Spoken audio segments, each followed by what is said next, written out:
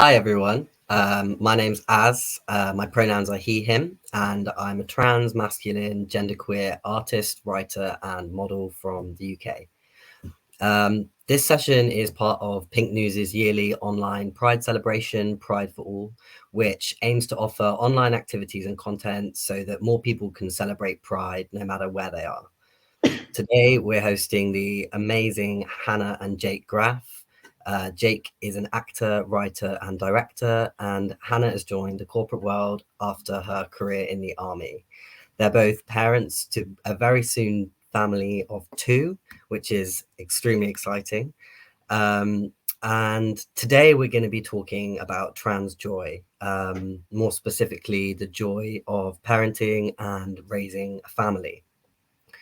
Pride for All is in support of LGBTQ plus refugees welcome, Pink News's fundraiser for those displaced by the war in Ukraine. The link to the fundraiser will be on the bottom of the screen, and we urge everybody watching to join in and support our LGBTQ plus siblings. The official hashtag for the event is Pride for All. So let's start off by speaking to you two, Hannah and Jake. Could you introduce yourselves and tell us a bit about you and your family? You go first, ladies first. Hi, I'm Hannah. My pronouns are she, her.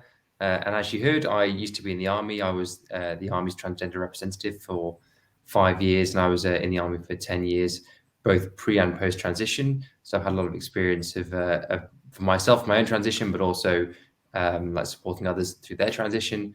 And since then, I've left the army to start a family with Jake, and I'm based in London now in the corporate world. But really now what's quite exciting is that I'm a mum. So that's very exciting. And I'm Jake Graf, and as you heard, I work in the film industry, and I think it's really important to give visibility to characters and stories that we don't often see on screen. So all my films have very strong LGBTQIA themes, and it's really important to us both to kind of give visibility to trans people, to trans families, and to show that we can achieve everything that we want to, if that is indeed having a family and getting married and doing all the things that we've done. Amazing. I mean, you're both incredibly inspirational, I know, to me and to a lot of the community. And yeah, I guess you're going through an incredibly exciting time right now. How are you feeling going into this second time around? Terrified. We don't know what to expect. The thing is that we don't know what to expect, and everybody is saying, pretty much without exception, you're never going to know exhaustion like it. You're never going to be more tired in your life. Your world's going to be blown apart. It's going to be so hard. It's this, it's that. So it's that weird kind of situation where all you want is someone to just say, it's going to be okay, don't worry. And everyone at the moment is just kind of, being very like, wow, just wait until it hits you. And, I think because we've spent so much time telling Millie that there's going to be a little sister, she's really nervous now because she's only 2 and she doesn't know what that it means. She doesn't even know what it means. What is a little sister to her? So she's kind of like nervous and bit jumpy and a bit jittery, not quite sure what to expect. But I mean, overall, we're super excited, super happy, feeling very, very lucky, just with a little trepidation sprinkled on top. I'm feeling much confident about the newborn. It's Millie actually, and how she's going to cope, but she'll be fine. I mean, she's not the first kid to have a sibling. Did she show any signs of kind of having problems with friends, or is she pretty good with that kind of stuff? No, she's amazing. She's very caring of others. Like she's a nursery, and like when other kids in nursery like forget their toys, she goes and picks them up and runs them over to her to make sure they've got them, etc. So she's super sweet with other kids. It's more going to be when she realizes that she doesn't have our full attention. That's where she's going to have to take a bit of adjustment, but she'll be fine. Absolutely. And she does love her baby. I mean, her baby she looks after. She walks around kind of stroking it. Only very occasionally drops it, which I think is great. And she's a really sweet little girl, and she loves other kids. I mean, only today in the supermarket, she walked up to a strange little boy and started stroking his face. He began crying and ran off, but she meant well. Sweet. Bless her, that's adorable. Have you always wanted to have a family, or was this quite a new thing for you guys? I have, since I was very young, worked with kids, and it's weird because obviously as a trans person, I think a lot of us are kind of conditioned to believe that we're not worthy, that we're not deserving of love or family or marriage or, to be a parent. I think those are things that you're kind of taught for sort of normal people and, those who are worthy and deserving. And, all my life, I saw my friends have kids and I saw my sister have kids and I saw, obviously all around you, everyone's having kids the whole time. I just never thought that I was going to be lucky enough to be a parent. So, I don't know if but I when I was 6 weeks, 6 years on testosterone, I stopped testosterone for 6 months and actually had eggs harvested and fertilized and put on ice. So, when I got to a good point in my transition and I knew exactly who I was and I was very confident in the man that I was, that was the first time I sort of felt ready to say, I'm going to do this process, which was obviously quite difficult, quite emasculating, kind of quite unpleasant in a lot of ways, obviously. But the end result was for me to potentially have the hope of being a dad one day. And so, the fact that we got like lots of embryos, 5 embryos, ended up on ice. And then I met Hannah about 2 years later. And, it was one of the first things we discussed on the phone before we'd even met. I said, I want marriage and kids. So if this isn't what you want, then we should probably put an end to this. And to Hannah's huge credit, she didn't run screaming and she kind of, we kept talking and here we are now, 6 years down the line. Yeah, I mean, but for me, I never had any relationships before pre-transition because it just felt wrong to do that for me personally. And then post-transition, I thought, who could ever want to be in a relationship with a trans woman? Because that's how the media makes you feel. That's how society makes you feel. So when I, embarked on my transition, I generally thought I was making the decision to never have a date, never get married, never have kids. And so I really just got used to the idea of never having those things. And then obviously met Jake and he said, do you fancy them? I was like, maybe a bit soon. But yeah, all of a sudden, like my eyes were open to a possibility. And yet here we are, many years later now with a 2-year-old and another one on the way. So it's quite amazing, really. Yeah, it's really interesting to hear your perspective because as someone who's on hormone replacement therapy or going through that at the moment, but also I haven't frozen any eggs. I'm in a position where I kind of feel how you both have discussed feeling in the past, in that I kind of have, I guess, written off hope in having a biological family of my own. And for me, having a family doesn't necessarily mean it has to be biological, because I don't think that is the most important thing for me.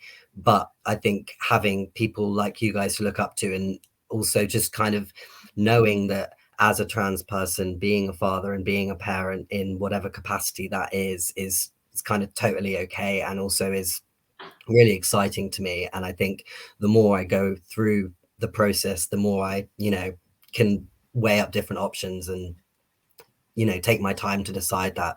But it's really great to hear your perspective on that kind of stuff. Yeah, I mean, it's clearly a very personal decision, and not everyone wants kids, and those who do want kids will want them in different ways, and they're all valid, they're all cool, whichever suits you. Exactly. I would say, for me personally, if I'd had an opportunity and I was in a different mindset, I might have made better provisions for my fertility going forward when I got to my transition, but I didn't. But that being said, Millie is my daughter as much as she would be had she'd been of me, my biology. So. And we all know, especially in the LGBTQ plus community, that there are many ways to have families and many ways to be parents without being genetically related. So honestly, it's a very personal thing, but whoever you are, whatever situation, if you want to have a family, then it is within your grasp. Amazing. Yeah, absolutely agree. Have you, I guess, then going on from that slightly, but towards your second child coming up, what kind of lessons have you learned in the process of becoming parents and then now becoming parents to a second child? Have you got any new lessons and new perspectives after doing it kind of once already? I think you learn, I mean, I've always worked with kids and looked after kids, so I always had a certain level of threshold of patience with kids. But, when it's your own one, you become so much more patient, so much more giving. There comes a time at the end of the day when all you want to do is sit down and your baby will ask you for one more thing. And you just get up and you do it, whatever it is, whether it's one more cuddle, she's screaming for you in the middle of the night, whatever it is, you would do anything for that little person. And they do overtake your life, but in the best possible way, because, you know, even though it's exhausting, and it certainly is, right? It is. I'm knackered. It's exhausting. But, you know, the first time your baby smiles at you and the first time your baby stands, I remember, Hannah, that, you know, the first time Millie stood, just saying, wow, it's pride unlike anything you've ever felt. Everything you've ever achieved in your life kind of melts away into insignificance when your little baby stands up for the first time and kind of holds on and wobbles. And, you know, just the everyday of them sort of reaching for you and saying, cuddles, please, when they're being really naughty as well, cuddles, please. And you're like, oh, God, fine. Oh, okay. You know, they change you beyond measure and in ways that I think you never really expected. Yeah, I mean, in terms of doing things differently, I value my sleep better now than I ever did before. It's a common theme here. And I don't know, I think I'll be a little bit more relaxed this time. You know, number one, the slightest sniffle, the slightest cough, the slightest temperature, and you're in the car running to the hospital, and then you spend 7 hours in A&E waiting to be told, yes, just give them some ibuprofen, they'll be fine. I'll probably be a little bit more sensible about that now, but yeah, but kids are different. You know, who knows what this new one's going to be like? They could be just like Millie, or they could be very, very different. So we'll have to wait and see. I mean, I still go in every single night to check at about 11 o'clock that Millie's still breathing. And the times that Hannah and I have hovered over her basket waiting to listen for a breath, and Millie sleeps so quietly. And quite often you're like, she's not breathing. So you have to poke her. And then obviously she gets quite upset when you've woken her up. But at least you know she's still breathing. At least you know she's alive. Yeah. Yeah. All this, like, Hannah keeps saying, I think I'll be a lot more relaxed. I'm like, really? No, I won't. I'm going to be just as like, I want to make sure they're safe at all times. Yeah, I totally understand that. How have you found your experience with surrogacy? I mean, it's been amazing in the sense that it's given us a family, and it's expanding that family. We've got an amazing surrogate, Laura, here in Northern Ireland, and she is caring and giving and wonderful, and she's volunteered to support a trans couple in becoming a family. And I don't think there are many people out there that would necessarily do that. So I think that she's incredible for doing that for us. So in that sense, surrogacy is the most amazing thing in the world. It comes with its, ups and downs. There's a lot of kind of things you have to navigate, whether it be the kind of legal process of having, the parental order, which is the process by which the child becomes legally yours, or just the admin, the logistics of getting to the hospital. It's all, it's ups and downs, isn't it? But it is amazing for what it's giving us. Yeah, I mean, I guess, it was a world that we had no real knowledge of when we went into it. And we learned a lot very, very quickly. And we're very fortunate with Laura in that she's a pediatric nurse. She's got vast experience of kind of, the field of kids and pregnancies and all that anyway. But she's so switched on to all the surrogacy pages on Facebook and so on, that she's got so much more knowledge than most of the clinics and most of the people that we spoke to. So in that respect, I mean, we have been so lucky. Laura got pregnant the first time with Millie. Then we had a failed one in the middle, which ended up being an ectopic pregnancy, which obviously was pretty heartbreaking for all of us. And then amazingly, she got pregnant again with number 2. So, we have by and large been incredibly fortunate. It's not cheap. It's not easy. And you learn a whole lot about someone's intimate goings on and like everything about Laura's intimate, experiences and hormones and everything. We know a lot about. I know a lot about. But we've kind of ended up being really, really good friends and very, very comfortable with each other, just because we've kind of had to. It's become like one of the most important relationships in our life. Yeah, incredible. Where has your support come from? Because obviously you said that there's definitely difficulties along the process. Well, I think we've been there for each other. That's the biggest support we've had. You always go in ups and downs, and when one's feeling a little bit down, the other one can pick you up, and vice versa. But we're also very fortunate to have great support networks in our general lives, whether that be our family or our friends, who are all extremely supportive and by our sides through this process. And for me, places like my employment, I've given the same, parental package that you'd expect if you were having a baby yourself or adopting a baby. It's all the same. And so it's really nice to know that despite my identity and the fact that I have to have a child in this way, I'm still able to get all the same things as anybody else from my workplace. So yeah, we've been very fortunate. Jake and I have had a lot of support, both in the run up to and during having kids. Yeah, great family, great friends, and you know, a community that's been incredibly supportive. We are so lucky that That's true. when we did our, you know, our documentary, Our Baby a Modern Miracle on Channel 4, I think 2 years ago now, yeah, nearly 2 years, we had like thousands of messages of support from cisgender people who never met a trans person, who had no real knowledge of surrogacy or who we were, or and they just happened to watch our documentary, and we got such an outpouring of love that we felt kind of really buoyed by it. We were expecting to get loads of transphobia and loads of horrible comments. We just didn't. You know, it was so much positivity. And, you know, we realized that there are a lot of really, really good people out there, and a lot of people that just, you know, that are supportive of LGBT people and are supportive of trans people. And I think those are the majority. And it really does make you feel a lot better given the background of, you know, what's kind of going on at the moment. So, you know, we've been incredibly fortunate. Yeah, that's the most important thing, really, having a network of, whether that's family, friends, or people, you know, who can support you and help you through those difficult times. You've both frequently mentioned that when raising Millie, that you'll support her in whatever ways she needs to become who she is. And I think that that's something that is super important for, especially as a trans person, because I feel a lot of the time like I missed out on those youth authentic experiences of being myself because I wasn't living as myself. And yeah, I think if I was to have a child, I would want to make sure that they were able to be themselves as authentically as possible and not have to go through those missed opportunities, I guess. Um, Obviously, Millie's only 2 now, but how do you think the impact of being raised in an environment that's not surrounded with boundaries and gender binary, as she grows up, will affect her? Well, I think, you know, what's really nice is that it's not just us that are feeling like this. It's all of our friends who've got kids and our family who have kids who are, many of them not part of the LGBTQ plus community at all. So it's nice to know that as a society, we're getting better at just putting less restrictions and drawing less boxes for kids to live in.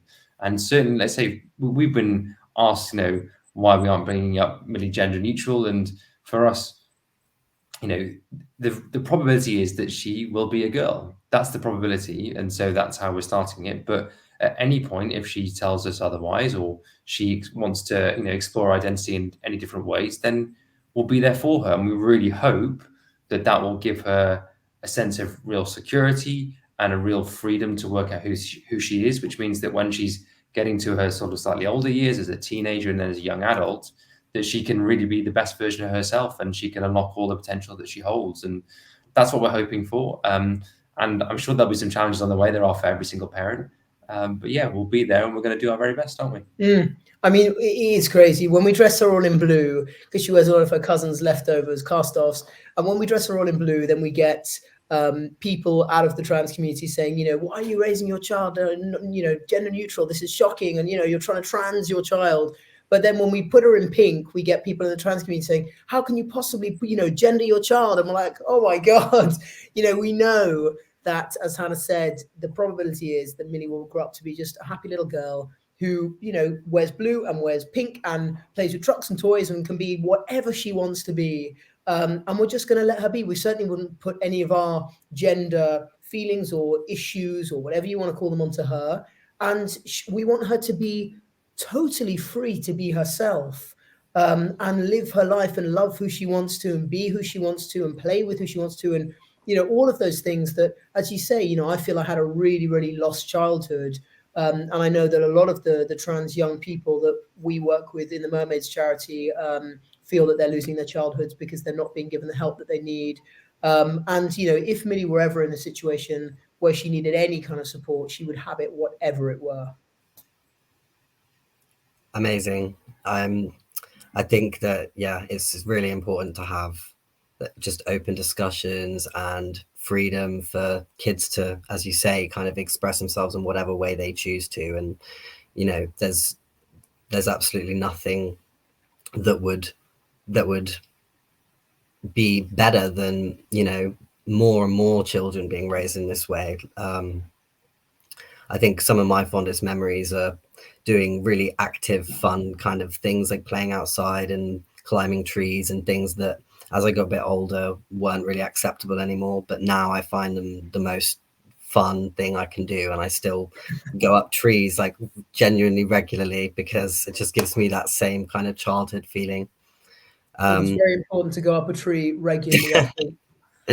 What happens is I am guilty of not putting her in dresses, which is terrible. And that is one of my issues, is that for me, like, I think I've got like PTSD from dresses and skirts when I was a kid. And I'm not even joking. Like, it was so traumatic for me that my poor old mum, who now is super supportive, but at the time, you know, she just wanted her little girl to be a little girl. And she would put me in these frilly, pink, awful things. And I would cry and cry and cry. And because of that, and because Millie also likes to, you know, run around and eat mud and play with sticks and, you know, collect pebbles and pine cones. And, you know, she's just a kid. Yeah. And, you know, if at some point she says, I really want to wear an Elsa dress from Frozen, which is highly likely, which is she's quite obsessed with that, then she can wear it. No, I mean, at the moment, weirdly, she's a jeans and t-shirt kind of a kid, and she's very happy. But if that changes, then of course, you know, we'll roll with it. Totally. I think at that age anyway, that gender doesn't really exist for children, and if they're comfortable and if they're playing, they can get dirty, they can be, you know, not kind of restricted in, as you say, like dresses and skirts can actually be quite difficult to play in, and you know, so really I think, you know, that's, you know, the perfect thing for a child.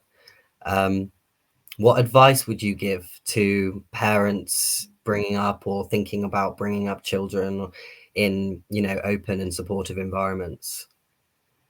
I think just listen to your child. That's all I wanted when I was a kid, was to be listened to. And you know, I grew up in a time when there was no internet, where there was no mermaids charity, where there was no real information and no knowledge of what it was to be transgender. You know, it was like, I don't think the word transgender even existed back in kind of 80s and 90s London. And you know, all I wanted was to be heard. I was telling my mum and dad from the age of about 2.5 or 3 that I was a boy.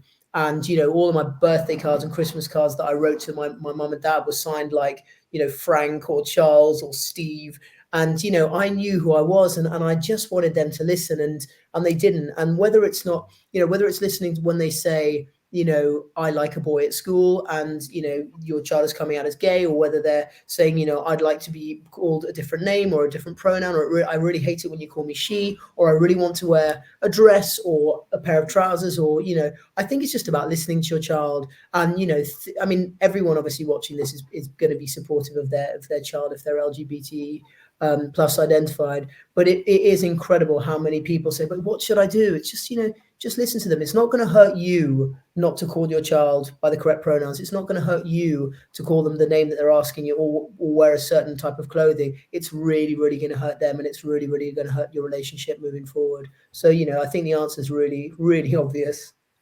Yeah, it's just about unconditional love. That's the biggest advice, is that through all the ups and downs, whoever they turn out to be, whatever kind of path they lead on, you've got to be there and say, I love you. I heard on a podcast recently about saying to a child that, you know, there's a swimming pool, go and swim around in it. We are the edges. Just know that wherever you go, wherever you end up, you can always just swim to the edge, and we'll be there to hold you, look after you, and keep you afloat. That's it. Beautiful. What a beautiful message. Amazing. I guess I on can't remember who I stole it from, but I did steal it from someone. That's fine. I guess on a bit of a closing note, and in the spirit of highlighting trans joy, I'm sure we can all guess the answer, but what has brought you joy recently? Hannah. I mean, I just went on my maternity leave, so no more work for 6 months. That's pretty cool. Jake? Oh, yes, and Jake too. Jake, and obviously our little puppy on its way. Yeah, honestly, there are so many things to be thankful for. And, you know, it kind of really, again, we all know there is a backdrop of bad stuff going on. But when I look out at our community and see how beautiful, how diverse, you know, how many young kids are being able to come out and being supportive and being allowed to thrive, you know, there is so much to celebrate. There is so much to be joyous about. And, you know, all those bad people are going to end up dying out in the next few years. And, you know, then we've got a wonderful new generation of young people who are, I think 50% of them identifying somewhere along the LGBTQIA spectrum. and just think about all those wonderful open hearts who are just going to spread that love. Yeah, amazing. I could chat to you both all day, but unfortunately we haven't got any more time. Do you guys have any last notes? Drop your Instagram names, and so people will know where to find you on social media, etc. Yeah, you can find me on at HannahW253. And I'm at Jake_Graf5. Thank you so much to both of you for chatting with us. You can find me on social media. You can call me Az. And don't forget to donate to our LGBTQ plus refugees welcome campaign, where Pink News is raising vital funds for refugees displaced by the war in Ukraine. Thank you, Az. Thank you for listening. Thank you. Bye.